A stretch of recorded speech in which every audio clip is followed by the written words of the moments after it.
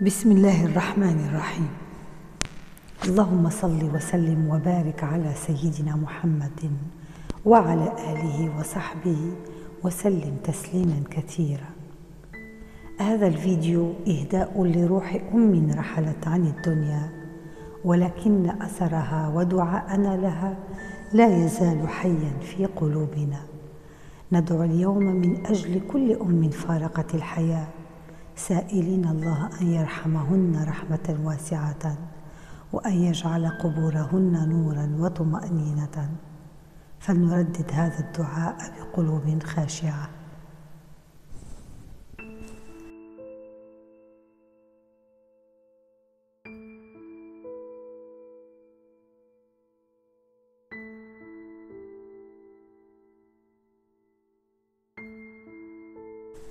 اللهم ارحم أمي رحمة واسعة، واجعل قبرها روضة من رياض الجنة. اللهم اجعلها في ضيافتك وفي أمانك وفي نورك الذي لا يطفأ.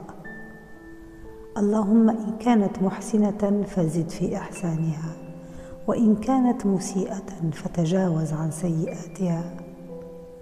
اللهم اسقها من حوض نبيك شربة لا تظمأ بعدها أبدا. اللهم اجمعني بها في جنة الفردوس الأعلى من غير حساب ولا سابقة عذاب. اللهم أنر قبرها ووسع مدخلها، واجعل لها فيه ريحانا وطمأنينة وسرورا.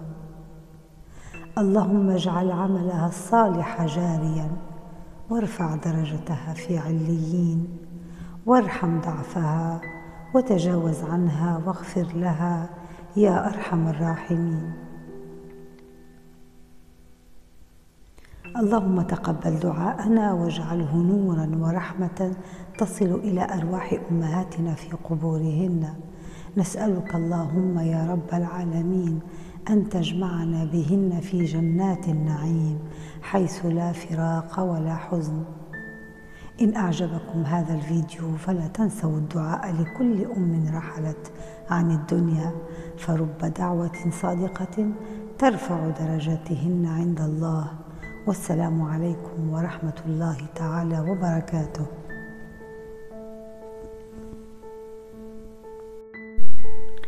Ô Allah, accorde à ma mère une miséricorde immense. Fais de sa tombe un jardin du paradis. Accorde-lui ta lumière, ta paix et ta protection. Si elle a fait le bien, augmente sa récompense. Et si elle a fauté, pardonne-lui.